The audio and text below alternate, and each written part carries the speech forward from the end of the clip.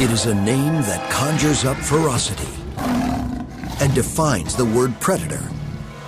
Sabertooth. A huge cat which specialized in killing the very biggest prey. Immensely powerful, sporting 7-inch long knife-sharp canines. For nearly 2 million years, this monstrous beast dominated the primal landscape of the Americas. Sabertooth's power and weaponry were overwhelming, but suddenly, mysteriously, it became extinct.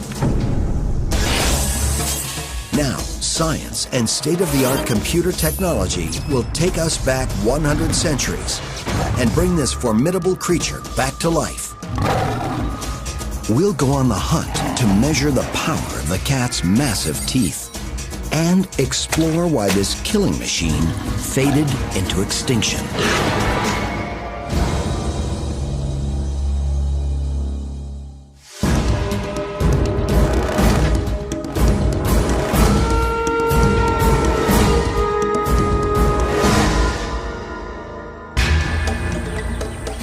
The African lion, one of the Earth's deadly predators.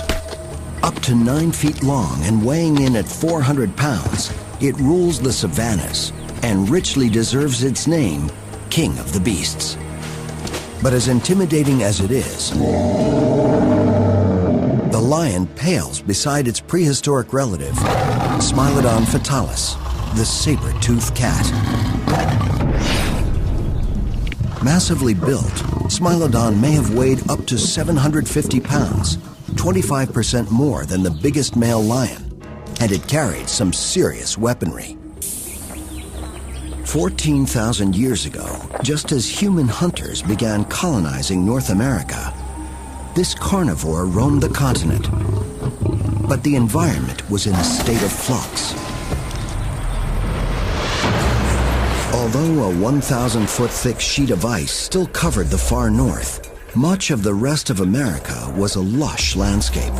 It teemed with bizarre megabeasts, mighty mammoths, giant ground sloths, and ancient bison, all engaged in a constant battle for survival, pitted against some of the most lethal killers ever to walk the earth.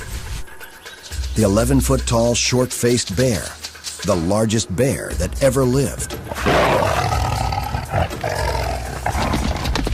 The savage direwolf, the big dog of the era, which could run down even bigger prey in packs of 30 or more. And the massive American lion. But the most deadly hunter of all was Smilodon. Imagine 2 steak knives attached to a massively muscular beast. With the hunting skills to use them, the saber-tooth was engineered to kill. This fierce cat could conquer any prey, even a mammoth. Saber-tooth was the most dangerous carnivore of its time, probably the only beast that could face down the giant, scavenging, short-faced bear.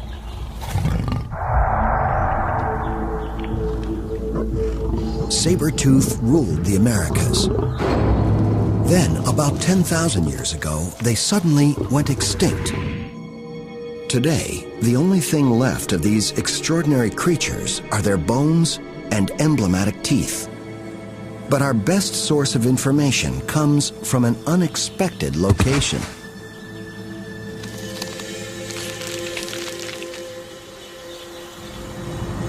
In a place called the Miracle Mile, deep in the heart of Los Angeles, there lies a fossil gold mine.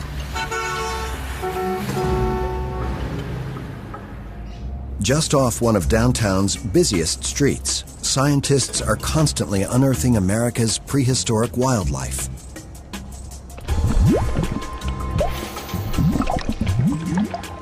The La Brea tar pits are a collection of toxic-looking lakes and pools. Here, tar or asphalt seeps to the surface, creating one of the best places in the world to find the bones of saber-tooth and other prehistoric predators. 14,000 years ago, though the climate was cooler, the vegetation and terrain of Southern California were very similar to today. The tar pits were hidden in the landscape, making them one of the most deadly animal traps ever known. In the summer, molten asphalt oozing up from thousands of feet below ground would form intensely sticky pools. These were covered by leaves and other debris. Any hapless creature wandering into the area would become stuck fast, as if to a giant piece of flypaper. If the victim was a prey animal, predators like saber-tooth were attracted to what looked like an easy meal. Soon, they too become mired in the tar. Ultimately, both hunter and hunted would die, sinking into the asphalt to be preserved forever.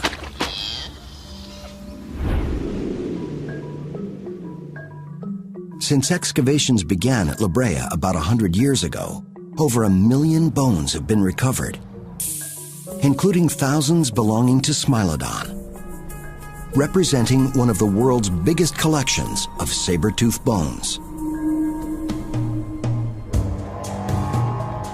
Asphalt is not only a deadly trap, it is also an excellent preservative. The bones it disgorges are in much the same condition as if the animals had died just a few years ago. This is part of the hip bone of a saber-toothed cat. And if we go down here, you can see the knee joint. And in this corner over here, there's a beautiful skull of a saber-toothed cat there. And if you look closely, you can see the eye socket of another saber-tooth sticking out of the wall right here. These fossils are an amazing record from which scientists are trying to build a forensic profile of these monster cats. The picture that emerges is that of a strange creature, a ferocious cat that in many ways was not a cat. Though related to modern felines, the saber-tooth was not like any cat known today. And there was nothing cuddly about Smilodon fatalis. The name means deadly knife tooth, but the precise purpose of these finely serrated fangs is still a mystery. Although many of their bones have been found in California, Smilodon roamed freely through both North and South America. Other Ice Age carnivores, such as the short-faced bear and dire wolf, are closely related to modern bears and wolves, but no real descendants or relatives of the saber-toothed cats survive today. Smilodon is often compared to a modern lion. It was roughly the same size, but it had a very different build.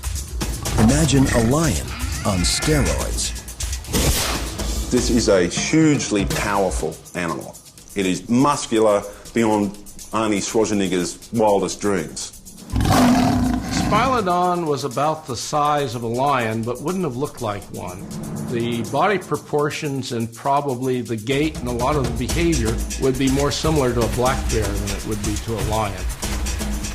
It's got massive arms and forearms, a massive chest, relatively sort of short, stout back legs. It's got massive grappling hooks on its thumbs. The muscles of the neck were also much bigger than a modern cat's, implying that Smilodon had a savage bite. The whole package is purpose-built to grapple with, close and personal with big, dangerous animals and pull them down. Scientists can calculate Smilodon's build from the fossils, but it's much harder to know what Smilodon's skin and fur would have looked like. Based on modern cats, their coats could have had various markings, designed to give them the best possible hunting camouflage for their environment. And it seems unlikely that they lived up to their nickname of saber-toothed tigers and had stripes. If these animals had any kind of pattern on their fur, it probably was more like spots. The stripes just don't necessarily fit into the type of habitat that we had here at Rancho La Brea. A quick glance at the saber-tooth skeleton also reveals some other telltale clues as to how Smilodon lived. Its short bobtail means it was not much of a runner.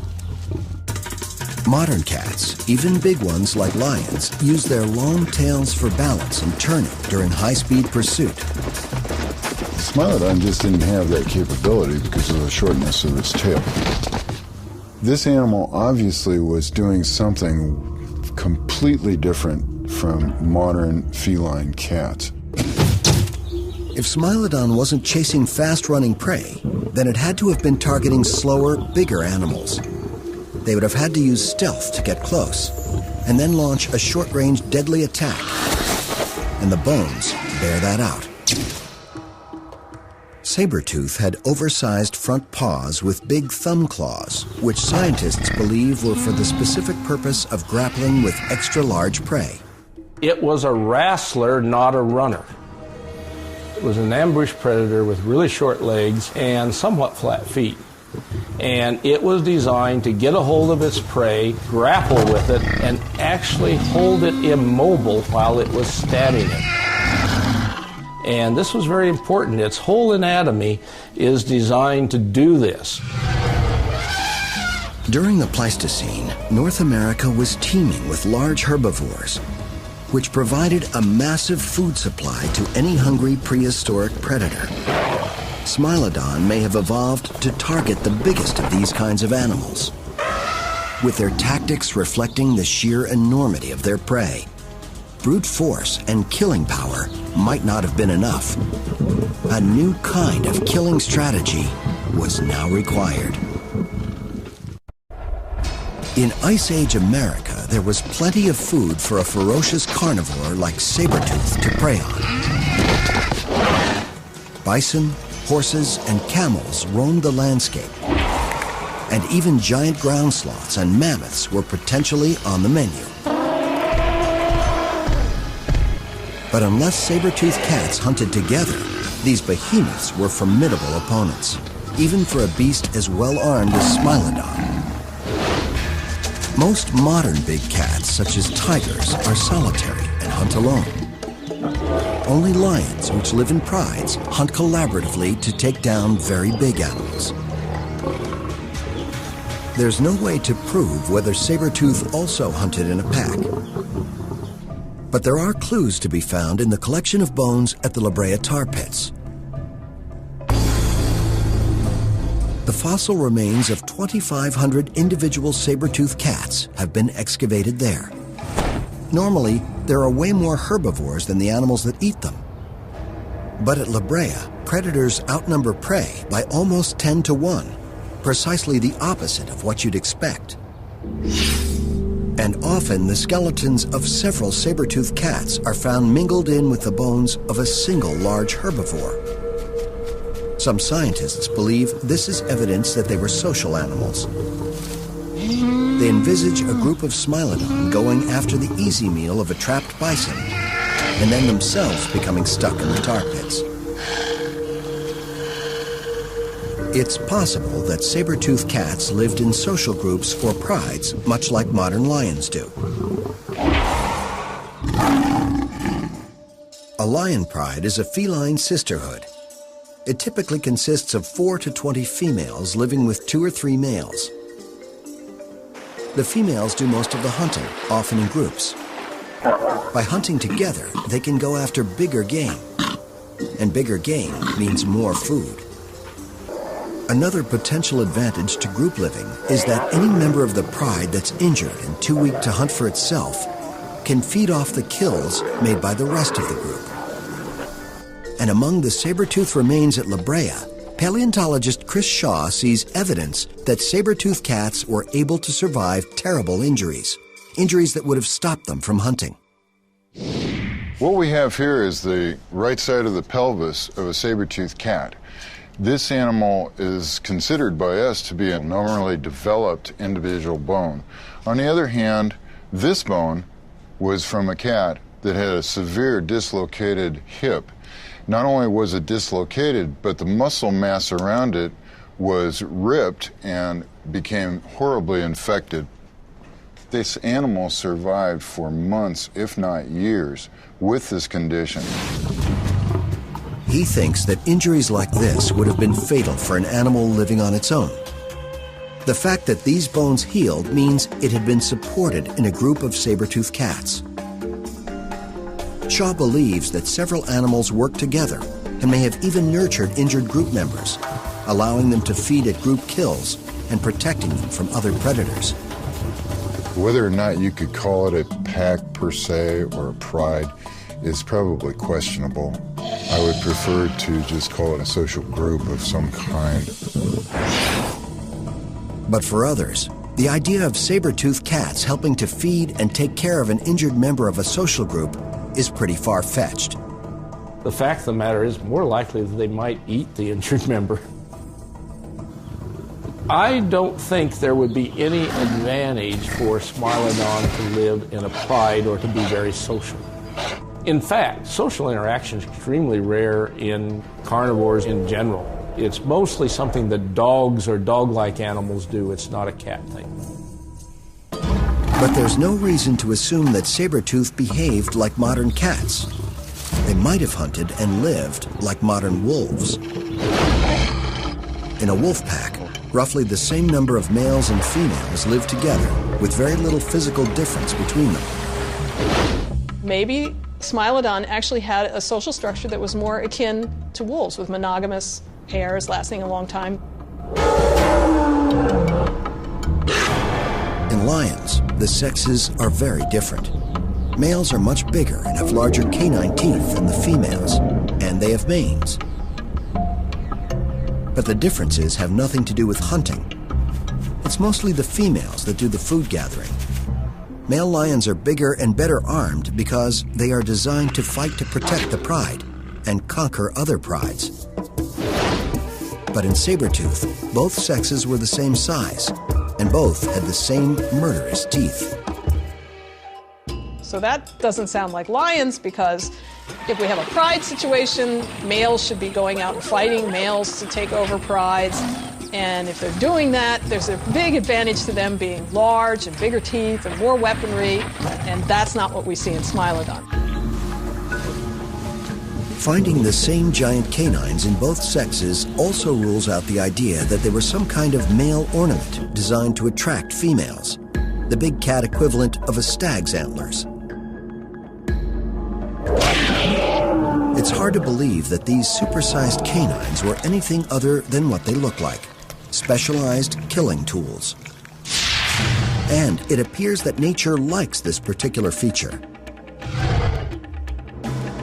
Smilodon fatalis was one of several species of saber-toothed predators that once dominated the planet. I think one of the main things that people don't understand is that this was the dominant type of big cat animal on the globe up until very recently. Even though no modern big cats have saber teeth, in the ancient mammals they've evolved and disappeared at least 4 times.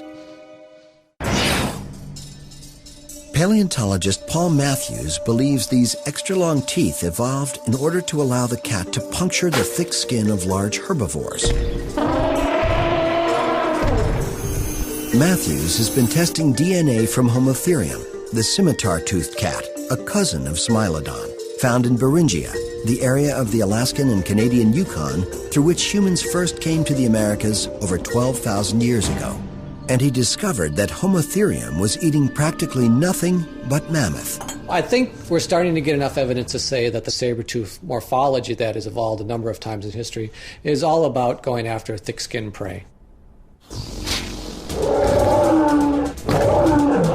With canine teeth that were twice as long as Homotherium's and a more muscular body, perhaps Smilodon was designed not just to target young mammoths, but the adults as well.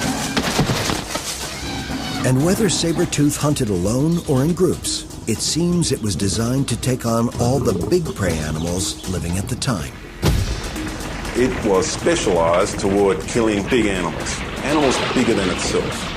It's arguably the most specialised mammal that's ever evolved with respect to that kind of big game hunting specialist. Like modern big cats, Sabertooth was a hyper-carnivore. The only thing it was interested in eating was fresh meat, and lots of it. Amazingly, we don't have to speculate what the saber-tooth ate.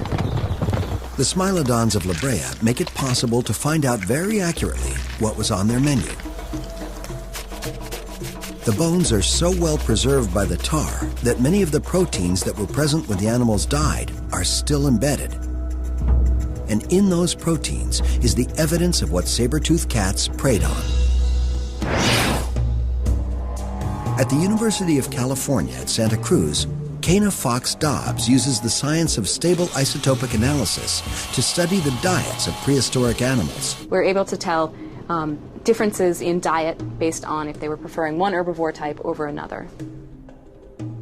The test showed that saber-toothed cats in the Rancho La Brea area mostly ate the more common herbivores such as horses and bison, but also some of the real behemoths such as ground sloths and mammoths.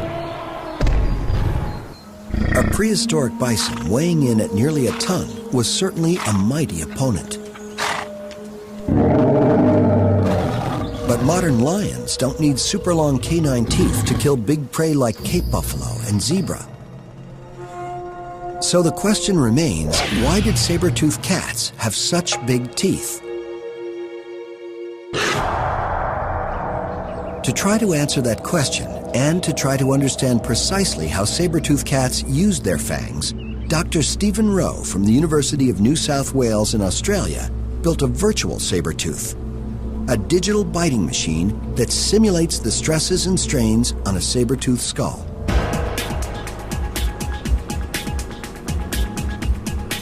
He CT scanned a Smilodon skull, which was later digitally rebuilt, even down to subtle differences in bone density and tooth structure. Simulated muscles were attached in all the correct places, allowing them to simulate more accurately than ever before the precise biting action and power of a saber-toothed cat. From these models, we can then digitally crash test these animals. We can run them through different behaviours, basically putting limits on how they could have behaved and what they were best adapted to do. Rowe and his team then did the same thing for a modern lion, recreating a perfect facsimile of the king of the beasts. Then they put digital saber-tooth and digital lion through a bite-off. It was widely thought that saber-tooth, with its massively muscled body, would have a very powerful bite, at least as strong as a lion of comparable size.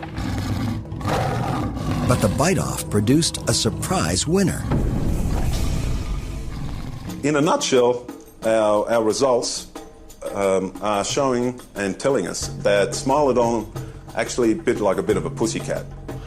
For a guy or gal of his size, the bite was weak, around about half as powerful as a lion of the same size. To double check, the team gave the digital saber-tooth the same bite power as the modern lion.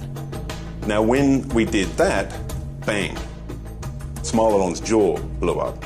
It is not built to handle those kinds of bite forces.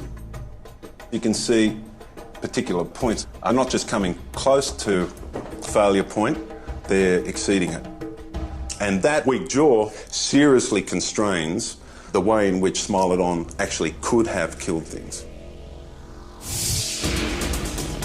It turns out that Smilodon, which weighed more than a lion, only had the bite strength of a large dog.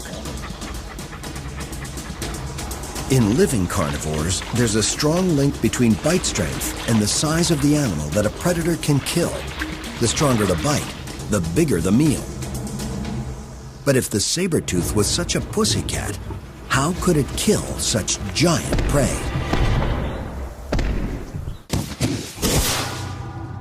Ever since the first perfectly preserved saber-tooth remains were excavated from the La Brea tar pits in Los Angeles in 1875, scientists have been trying to figure out exactly how Smilodon used their supersized canines.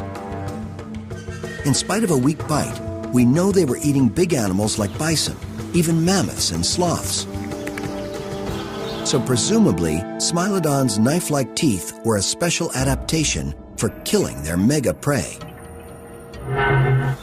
But African lions can also take down big prey, and their canines are not nearly as long. So Smilodon's teeth must have had a deadly design advantage, and they must have used a very different killing technique to that of modern cats.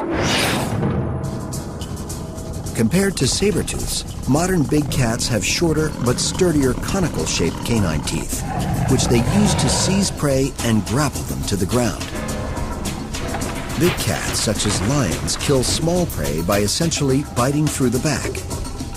But with larger prey, their teeth usually don't penetrate the skin.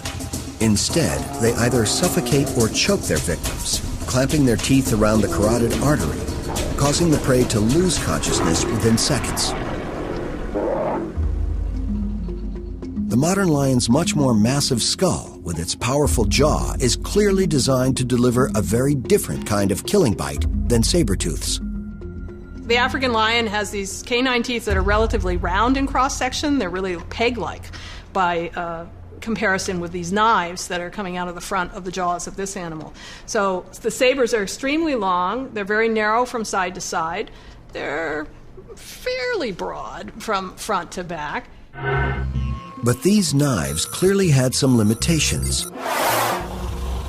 Sabertooth's canines were sharp, dangerous weapons, not in any way designed for the kind of violent, struggling kills that lions engage in.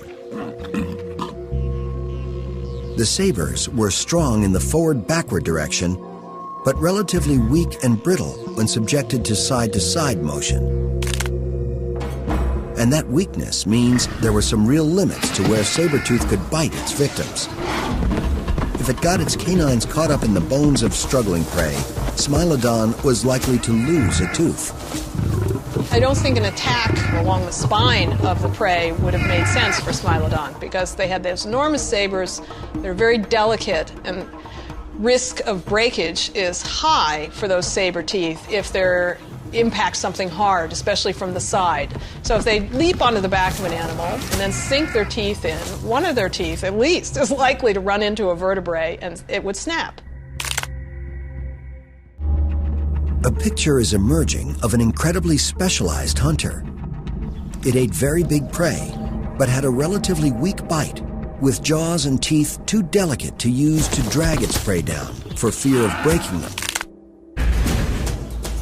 So, by a process of elimination, it seems the key to the saber-tooth's attack was to wrestle its prey to the ground before delivering the coup de grace. It had to get that animal down on its butt and effectively immobile.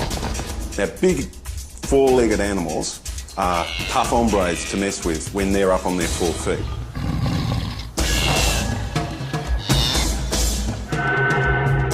This violent wrestling style of attack is borne out by the large number of Smilodon bones that show evidence of severe injuries in the lower back area.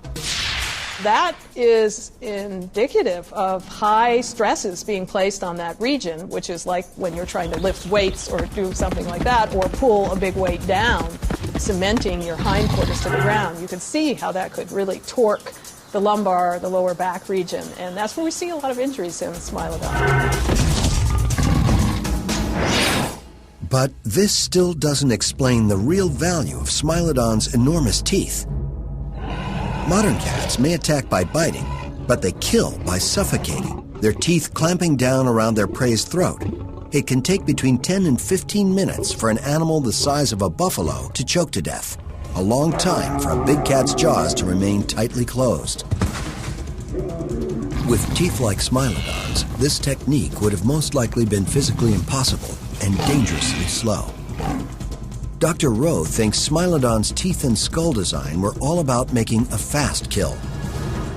He believes that in a ferocious prehistoric world, with so many other big carnivores around competing for the same prey, time was of the essence.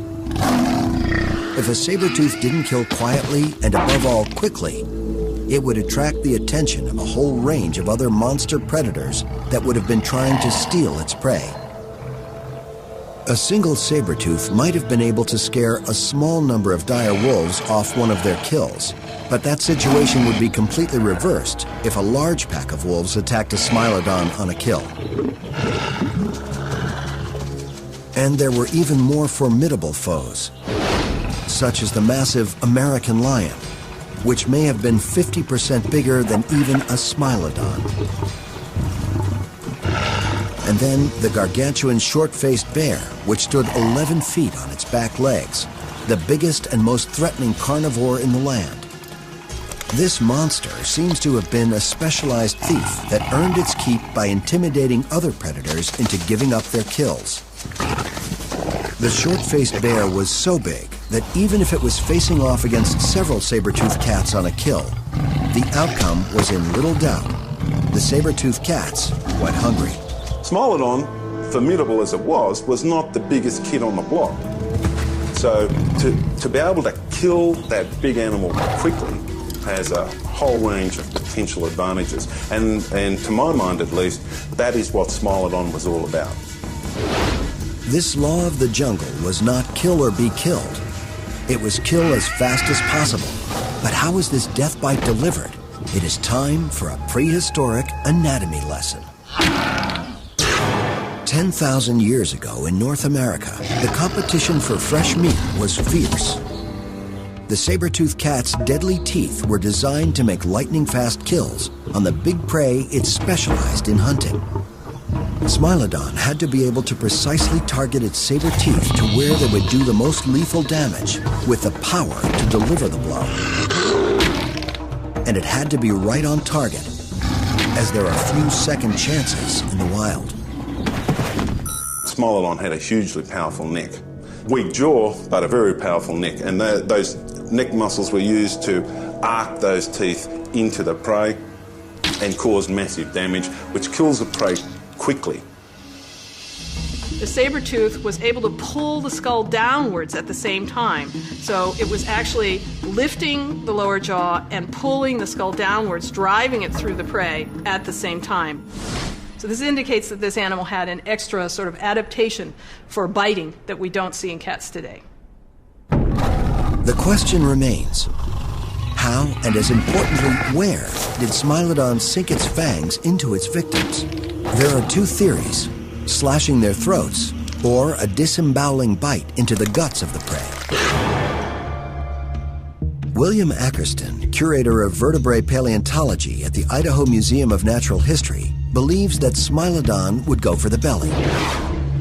Sabertooth can't stab its prey with its canines because the cat's lower jaw gets in the way, hitting the victim first and causing the sabers to glance off.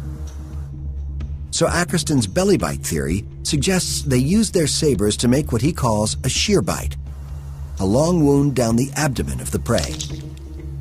The lower jaw would be pressed into the prey animal, and then the skull would be lowered, rotated around to the lower jaw. When that happened, this being a flat blade here would make a slice.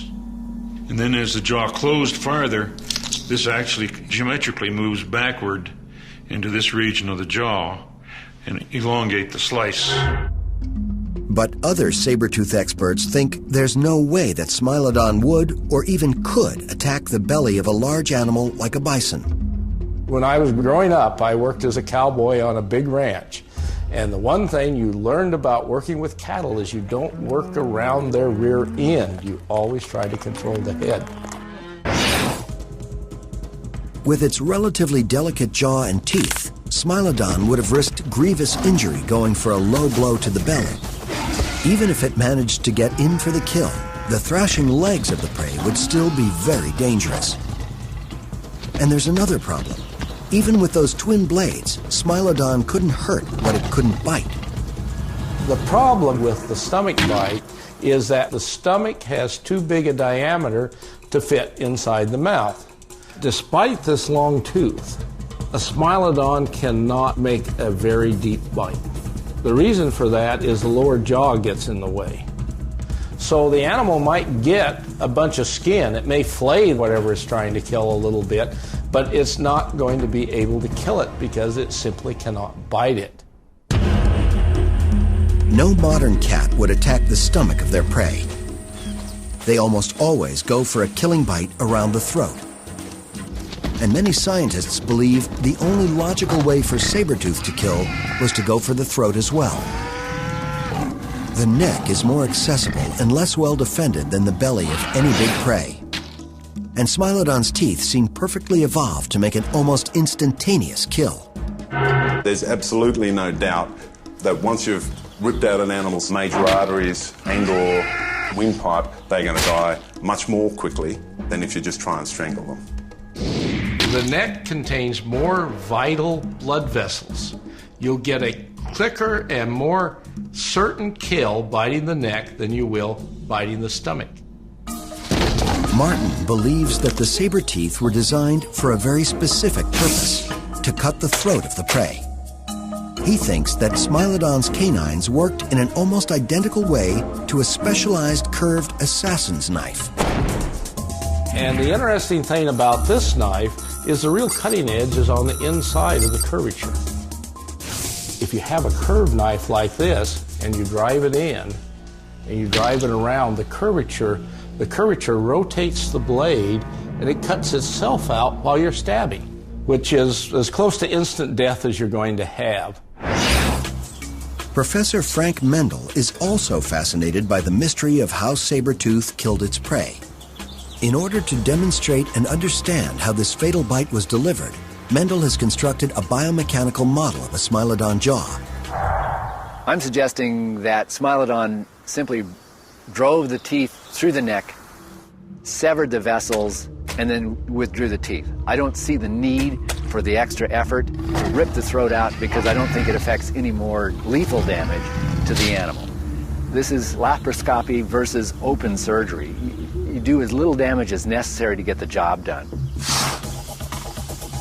At this big cat sanctuary in Bridgeport, Texas, a saber-tooth will bite again. The Center for Animal Research and Education, or CARE, is a safe haven for abused and abandoned big cats and a resource to the scientific community. It's here Mendel can find prey for his metal predator. It's designed to be able to accurately simulate the biting action of any carnivore. The teeth are based on this specimen from La Brea.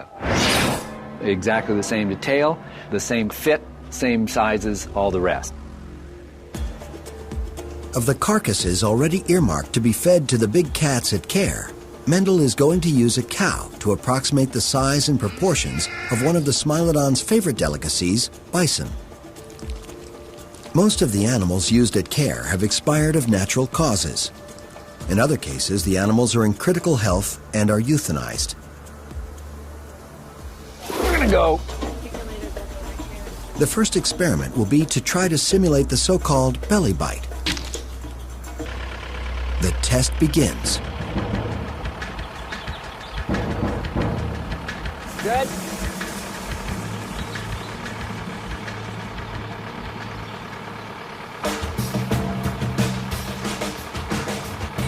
The test team makes several attempts to bite into the abdomen with the articulator, but no matter what angle they use, they cannot bite very deeply. It just pushes it right off the blade. The lower jaw prevents the canines from gaining an angle that will allow a deep bite. I'm fully closed, and I got a mouthful of skin and nothing to really puncture the skin with other than those lower incisors.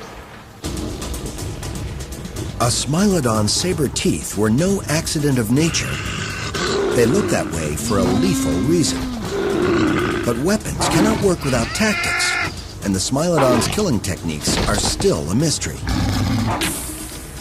But now, Professor Mendel's mechanical test suggests that a saber-tooth could barely penetrate the belly of a stationary animal, let alone savage any vital organs.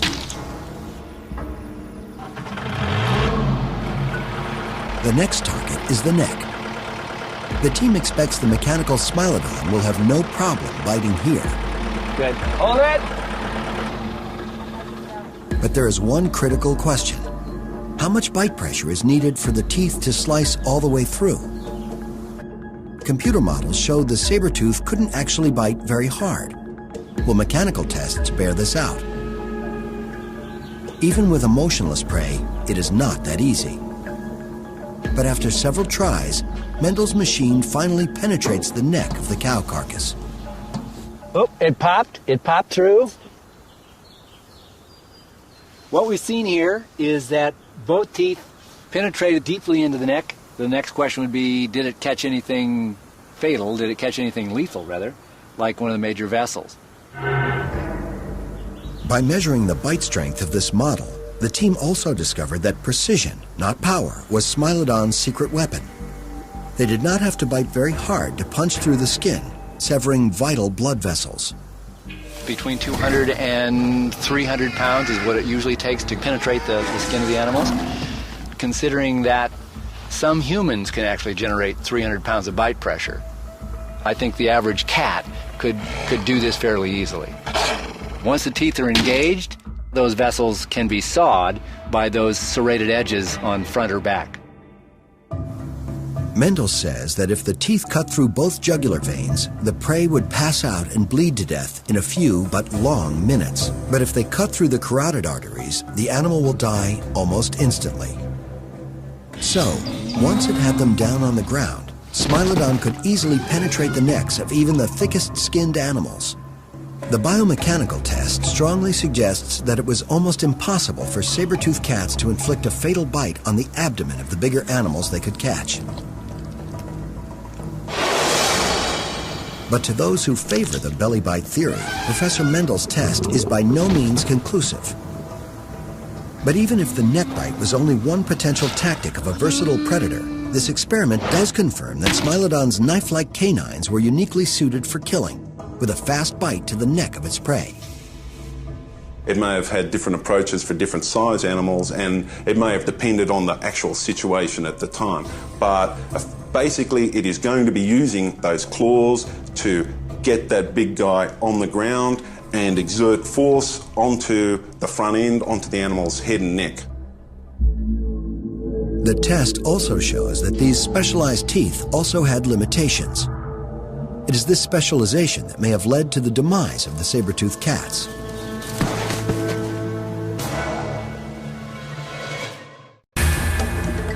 For nearly 2 million years, Smilodon, with its 7-inch long throat-cutting canines, was one of the dominant predators in North America.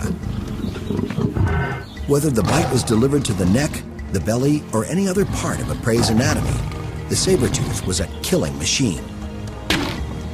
But about 10,000 years ago, Smilodon fatalis disappeared from the prehistoric landscape. Its extinction is a mystery.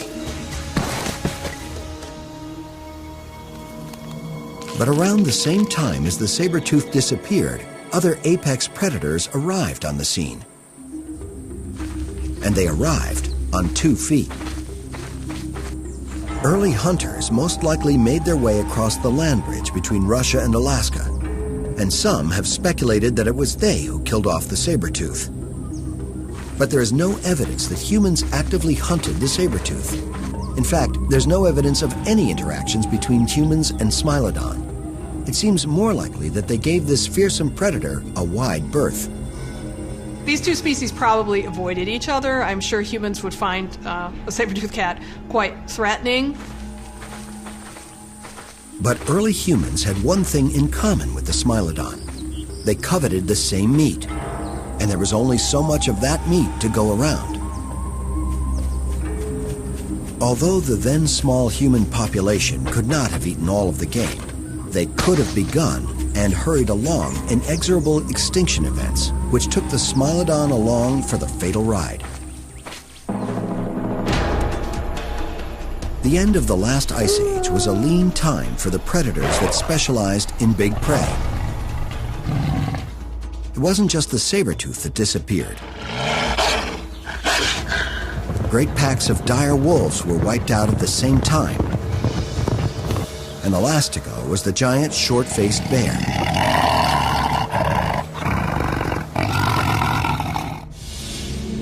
A recent theory suggests a comet might have triggered a mass extinction event in North America. No one can say for certain, but the climate did warm and became much drier. The world changed from one that was largely forest to an open landscape of grassy prairies. The denizens of these grasslands, the mammoths, the ground sloths, began to die off. Less prey meant fewer and fewer predators.